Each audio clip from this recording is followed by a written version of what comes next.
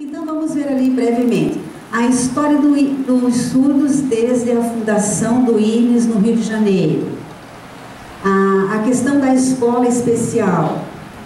Em 2011, o movimento dos surdos em Brasília, o equívoco, né, naquele problema que tivemos na elaboração do Plano Nacional de Educação, a educação bilíngue para os surdos, a educação indígena, o Setembro Azul, o significado, os surdos cegos e agora então, que é um tema novo, então toda essa retrospectiva conhecendo a nossa história. A Vanessa vai trazer algumas explicações.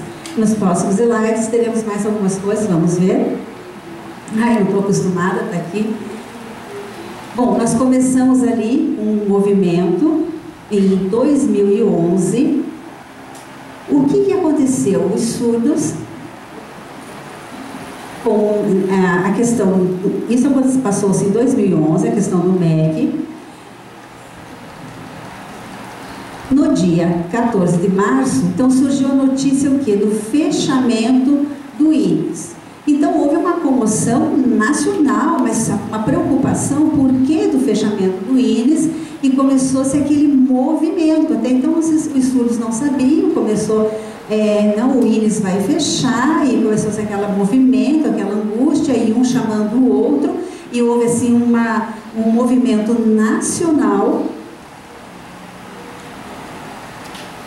Então eu acho que um total de 4.000 pessoas se reuniram e foram até Brasília, ficaram ali, eu acho que o mês entre março, abril, maio, por ali, fazendo esse movimento em defesa, divulgando, né, em defesa do não fechamento do INES, para que tivesse esse encontro, então, em Brasília, essa passeata lá em Brasília, um movimento de luta, né?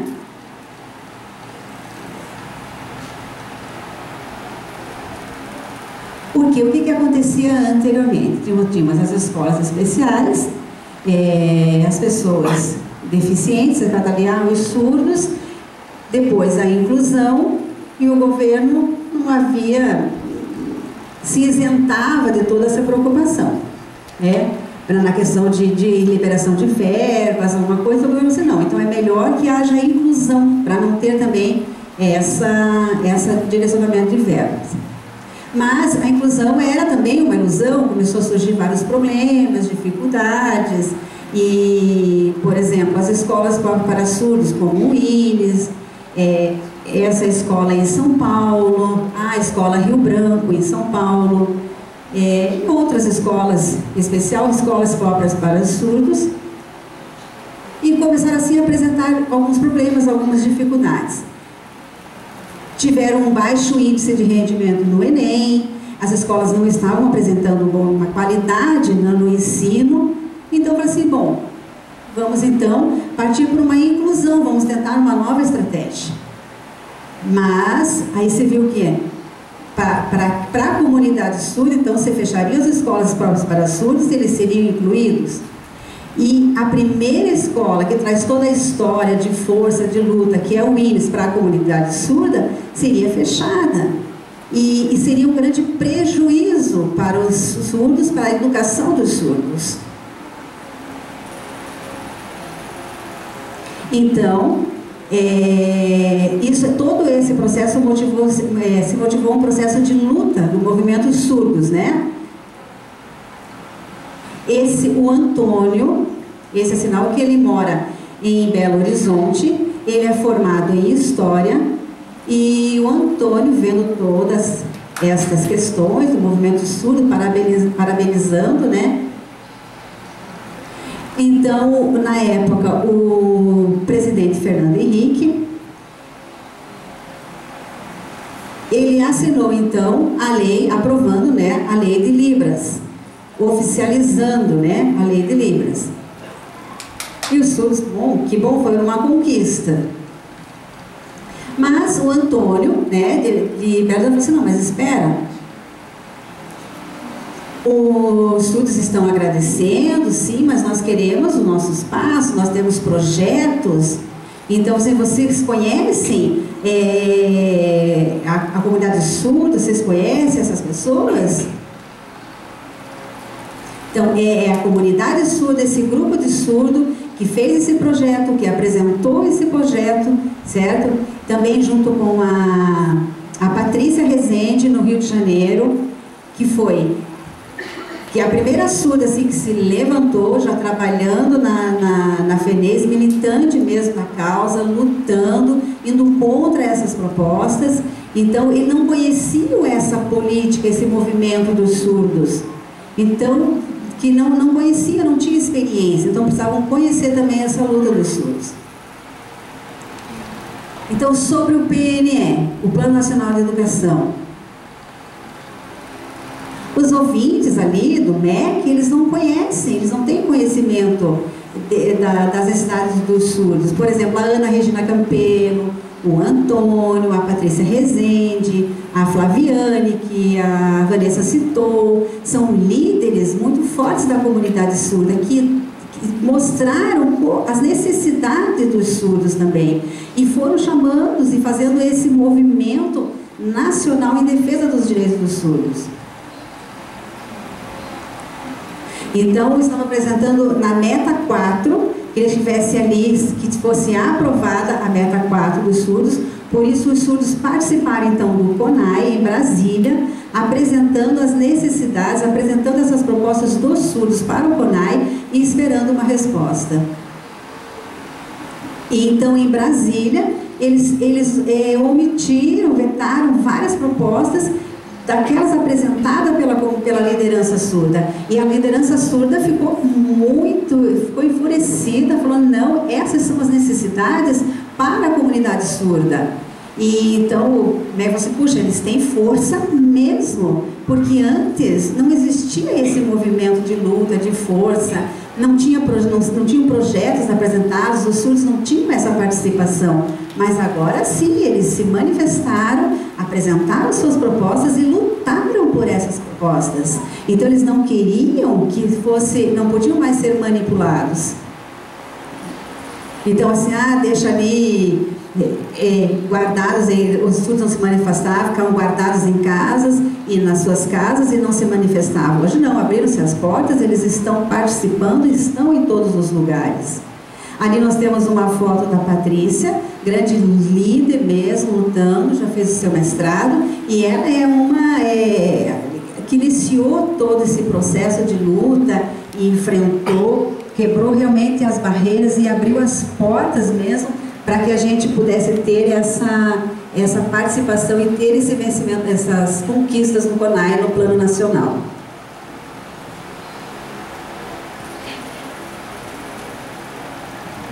Eu quero contar para compartilhar com vocês minha experiência com a educação bilíngue para surdos, que é esse nosso próximo assunto. E eu comecei a trabalhar com as crianças e não tinha nenhum material com registro do trabalho com essas crianças e adolescentes. Então eu tinha no meu atendimento 5 crianças com deficiência auditiva, que eram surdos com perda moderada, e 2 surdos profundos, com surdez profunda, na mesma sala. Aí eu pedi, que foi a minha primeira iniciativa, de falar com a direção que o trabalho, o encaminhamento metodológico de trabalho com crianças com essas diferenças de perdas auditivas deveria ser feito separado, porque precisava de metodologias específicas. E a direção disse, olha, eu acho que você poderia trabalhar com as 7 crianças, e eu tentei convencer com os argumentos de que essas 2 crianças com perda severa precisavam de um trabalho bilíngue diferenciado dos outros 5 alunos que tinham perda moderada e leve, e que poderia trabalhar de outra maneira. Então, tive esse desafio, trabalhei com essas 7 crianças, primeiro com as 2 crianças com surdez profunda, que eu considerei mais tranquilo o trabalho, mesmo eles sendo bem pequenos ainda, uma criança com 4 anos, mas por causa da língua de sinais a conversa fluía muito bem. E com 4 anos a criança já tinha a língua de sinais praticamente estabelecida e me compreendiam muito bem, me viram como modelo de pessoa adulta, surda, modelo linguístico. E as outras 5 crianças, um pouquinho mais de dificuldade, por ter perda leve e moderada, eles ficaram naquele limite entre aprender o português, ser oralizado e a língua de sinais. Então usavam bastante o alfabeto manual. Então o trabalho com bilinguismo foi um pouquinho diferente, os encaminhamentos foram diferentes. Eu trabalhei com imagens, também com a língua de sinais, e essas crianças que tinham ainda, tinham entre 7 e 8 anos, estavam ali tendo a sua identidade construída. 3 crianças com um pouquinho mais de dificuldade e 2 com bem mais facilidade nos encaminhamentos.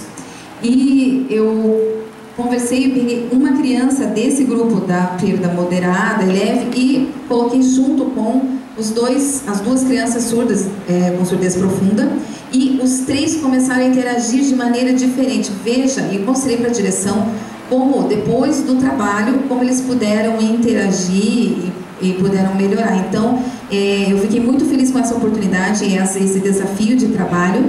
E foi difícil no começo, foi um desafio, né? As crianças não tinham comunicação em casa, seus pais não sabiam língua de sinais, né? Então, na escola, eles tiveram essa oportunidade de se expressar, de achar a sua voz no sentido mais amplo da palavra, né? De expressão, de expressar seus pensamentos.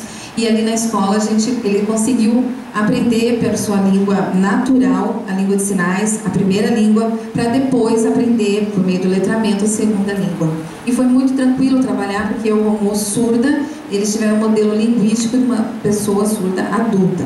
E o outro grupo, com perda leve e moderada, foi um pouquinho mais complicado de trabalhar, porque eles eram mais para o lado do português, né? E eu queria que eles aprendessem a primeira língua na Libras, como é o modelo do bilinguismo.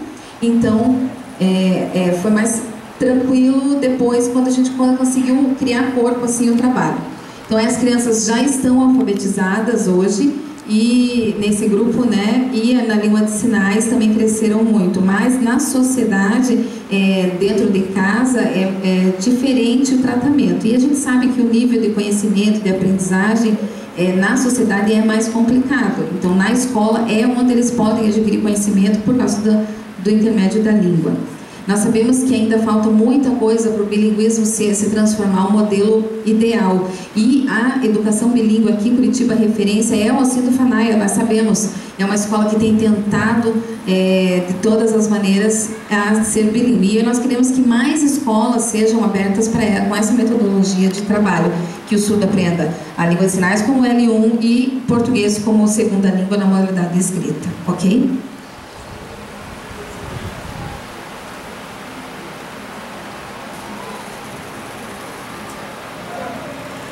Vamos falar agora sobre educação indígena. Esse é o sinal. A precursora desse trabalho, na pesquisadora, é a professora Shirley Villalva. Professora Shirley, este é o sinal dela. Ela mora em Campo Grande. E a linha de pesquisa de trabalho dela são as pessoas surdas nas comunidades indígenas. Ela foi até o Acre e participou das comunidades e conversou, e por meio de pesquisa e observação verificou que a língua de sinais utilizada por esses índios surdos era diferente da Libras, então é uma outra língua de sinais. E a Shirley, então, né, por meio dessa pesquisa, começou a conversar, ter mais contato com esses surdos e começou a aprender a língua de sinais dele e também a nossa. Então, vou dar um exemplo para vocês. Nosso sinal aqui é milho, né, assim, e para eles é desse jeito o sinal. Esse é o sinal de milho na língua de sinais indígena, milho, ok? E na Libras é este o sinal, uma pequena variação, mas é diferente, é outra língua de sinais. E a Shirley pesquisou isso, então, nessa comunidade indígena. A Shirley pesquisou muito essa comunidade, principalmente assim, as crianças e os adultos surdos dessa comunidade indígena no Brasil, uma pesquisa pioneira. E na tribo indígena não tinha escola, por exemplo, era uma outra maneira, outro costume de trabalho, né, de escolarização. Então ela pesquisou sobre isso e descobriu uma língua muito rica e completa ali na tribo com os surdos. E essa tribo então aceitou fazer parte dessa pesquisa e a Shirley começou a conviver com eles, e ensinou e trabalhou, e fizeram várias trocas de sinais, de cultura, de aspectos. Foi muito, então foi bem enriquecedora essa experiência. Questão de vestimenta, de roupa, de costumes, da língua, da cultura, várias outras coisas. E foi um momento de crescimento tanto para a tribo indígena quanto para a Shirley enquanto pesquisadora. A Shirley continua esse trabalho até hoje, né? A pesquisa dela se encerrou, mas o trabalho continua. Eu quero mostrar para vocês. Esse é o livro da Shirley Villalva, é a autora do livro, Índios Surdos.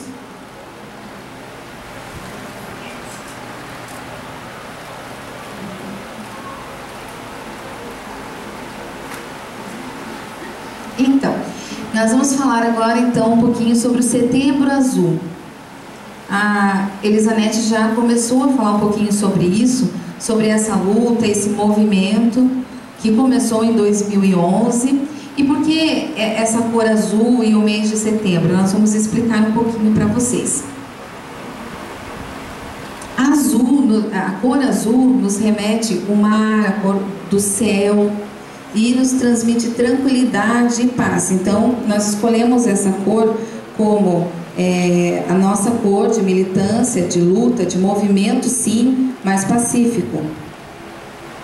Então, nós queremos mostrar, por intermédio dessa marca, Setembro Azul, toda a nossa luta, a nossa busca pelas nossas reivindicações da comunidade surda. Nós queremos mostrar que a comunidade surda quer homenagear e agradecer os pioneiros, né, do INES, desde o tempo de Dom Pedro, da inauguração do INES e toda a história. Então, esse é um mês de reflexão e de agradecimento, né, para toda essa luta. Hoje você está aqui hoje por toda essa conquista e esse trabalho. Eu queria complementar ali no que a Vanessa tem falado, que os surdos eles precisam entender o significado do Setembro Azul. Nós temos consciência, recordar todo esse tempo de sofrimento, tá? Então hoje a gente vive com uma liberdade, temos essa troca, os ouvintes aprendem língua de sinais, os surdos aprendem o português escrito. Então esse é o Brasil hoje, né? O Brasil bilíngue, mas temos consciência do que foi passado, das dificuldades enfrentadas.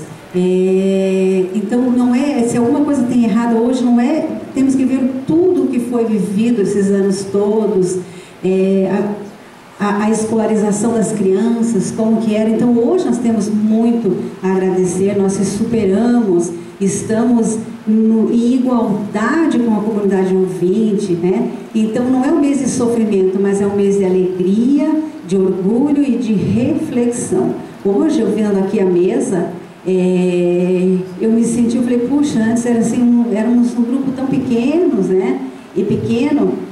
E hoje eu vendo aqui, por exemplo, desculpa, eu não lembro os sinais, quem mais estava aqui? A professora Leomar, aqui a mesa que estava aqui foi chamada de manhã, o Luiz, né? O Diniz, e as pessoas que compôs a mesa. Esse é o sinal do Diniz, as pessoas que compuseram a mesa, e todos aqui unidos. Eu fiquei tão feliz com essa união, né? Estamos todos juntos, né? E isso é tão gostoso, isso é tão importante para o estudo. Acho que é isso que nós temos que ter, essa reflexão no mês de Setembro Azul.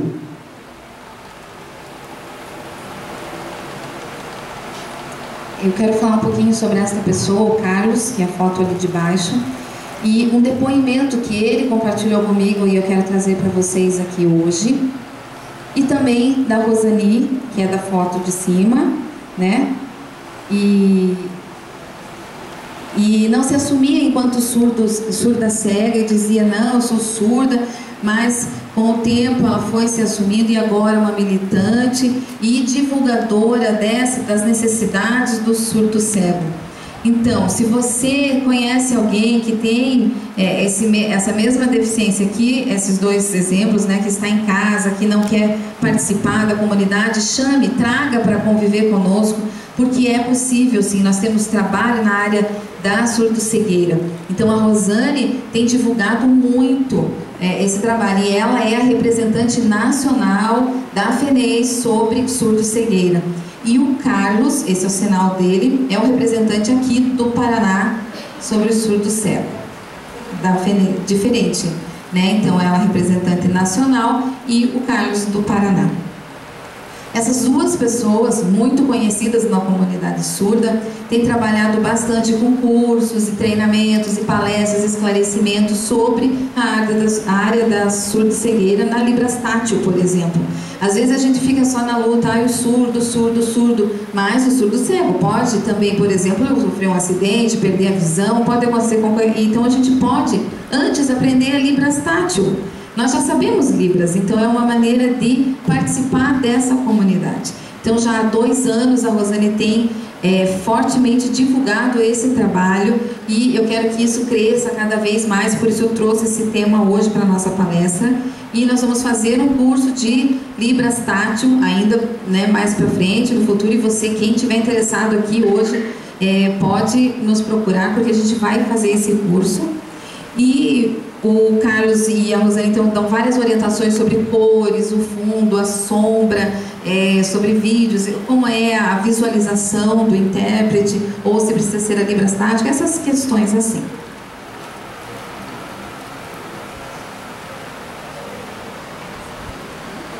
Aqui sobre a fita azul eu expliquei, né, que é um símbolo do Setembro Azul da luta dos surdos. Eu vou fazer um resumo aqui. Eu fiz uma pesquisa e aqui no Brasil nós não tínhamos registro, né? Livros sobre cultura e identidade surda. Vinham só de outros países europeus, dos Estados Unidos. E aqui no Brasil nós não tínhamos nada de registro. E então eu trago aqui dois líderes, dois professores surdos. Um professor surdo francês, que está ali, né, que deu aula no INES durante 32 anos e fundou muitas escolas na França para surdos. E o segundo também era francês, aprendeu língua de sinais na França, e também pelos métodos utilizados na Europa e nos Estados Unidos. Trouxe, não sei se não trouxe para o Brasil.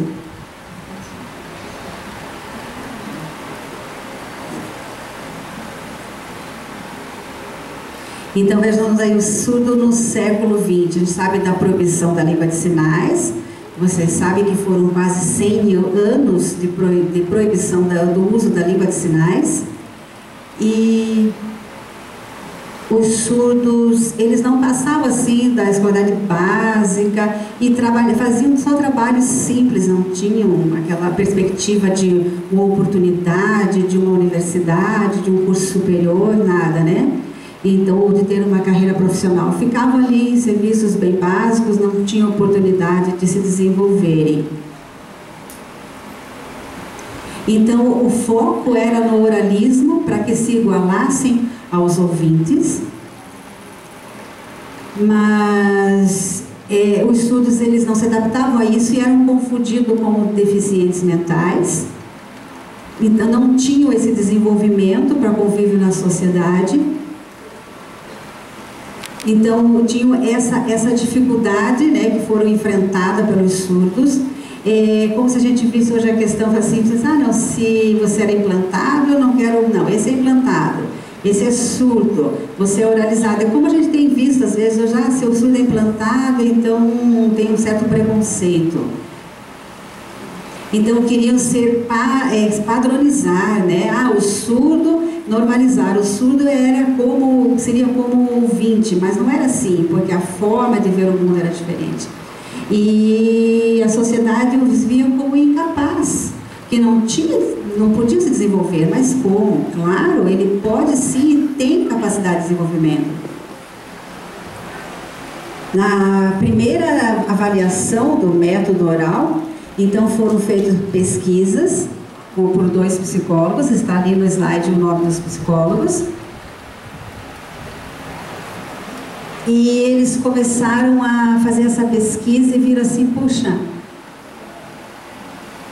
em 1970, e começaram a descobrir então, não, como que uma manifestação linguística começou então a perceberem nessa pesquisa, e foi então criada a metodologia da comunicação total. Falando, então, o oralismo não apresentou eficiência, então vamos partir para uma outra comunicação, a comunicação total. Então, depois de todo esse processo, viram que os surdos não tinham desenvolvimento com qualidade, então partiram para aqui, vamos fazer a questão, entrou a questão da discussão do bilinguismo, trazendo então a língua de sinais como primeira língua e o português escrito como segunda língua. Então é como para que os ouvintes, o português falado é a sua primeira língua, e no caso você aprendendo a Libras como L2. Aqui um pouquinho da história da educação dos surdos no Brasil. Como que começou? A gente já viu algumas coisas, né, no período, no Segundo Império, com a chegada do professor francês, que veio para o Brasil, com o objetivo porque o Dom Pedro II, ele tinha em sua família uma pessoa surda, então ele veio para trazer, ensinar esse método usado em outro país, porque aqui no Brasil ainda não tínhamos nada. Então ele, como imperador, ele trouxe esse professor. Aqui não havia ainda nenhuma escola de ensino para surdos. Por exemplo, o ensino era realizado dentro das igrejas, como as igrejas católicas, os jesuítas, os padres que faziam esse ensino. Então, Dom Pedro II era o filho dele. A filha, a princesa Isabel, que assinou a Carta de Libertação dos Escravos, ela tinha um filho surdo. Então, seria, no caso, o neto de Dom Pedro II, que, por causa, ele foi a motivação, então, de que fosse fundada a escola e trazer esse professor francês para cá. Não foi por causa de uma história de família do imperador que se viu interesse, então, de se fundar a escola. O neto, no caso, de Dom Pedro II, para que ele pudesse estar ali no contexto familiar.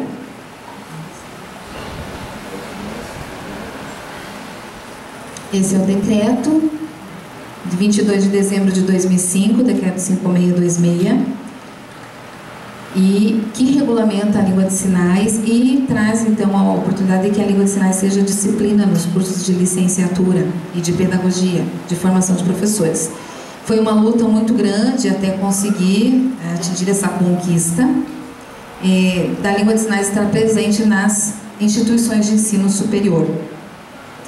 E os ouvintes pudessem então ser preparados e conseguirem se comunicar com os surdos na sociedade, em vários contextos, em hospitais, escolas, em outros ambientes. Então a língua de sinais foi incluída como disciplina nos cursos de licenciatura. Então são várias áreas de saúde, da sociedade em geral, em que o aprendizado dessa língua, a língua de sinais, é importante, né? Então nós temos divulgado cada vez mais e fomentado que o ensino da língua de sinais seja cada vez mais para os ouvintes nos diversos contextos sociais, porque é um direito do surdo de se comunicar. Então, por exemplo, o surdo se forma numa faculdade, tem grau superior e deixa guardado seu diploma na gaveta porque não pode trabalhar e não tem oportunidade. Ele tem que ter o direito de demonstrar a sua capacidade, a sua potencialidade. E pode ser um excelente professor, e muitos surdos têm demonstrado hoje nas universidades, sendo professor de Libras, demonstrado a sua capacidade, e os ouvintes têm se admirado dessa capacidade, desse profissionalismo do professor surdo na universidade. Então é uma oportunidade do surdo se mostrar enquanto profissional, por isso que o ensino da língua de sinais preferencialmente para a pessoa surda. E esse decreto regulamenta, então, a lei de Libras.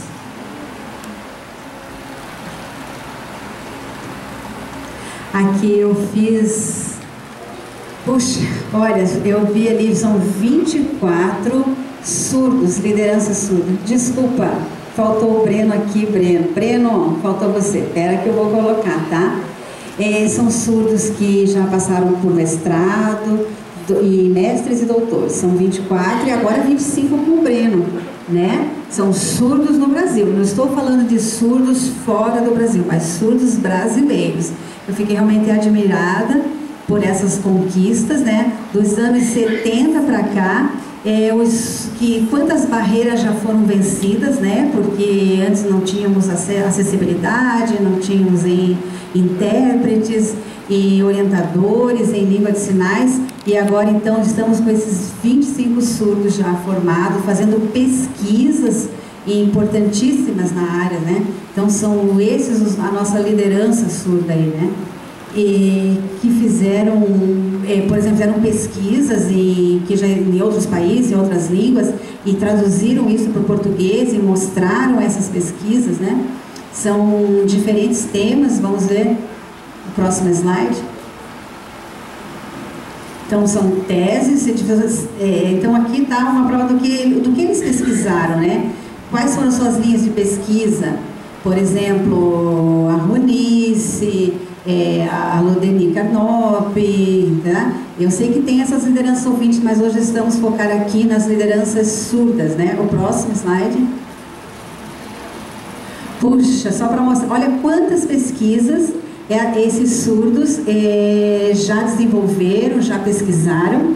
Não são só surdos, não são de outros países, surdos nossos aqui que pesquisaram. Tem mais, veja lá.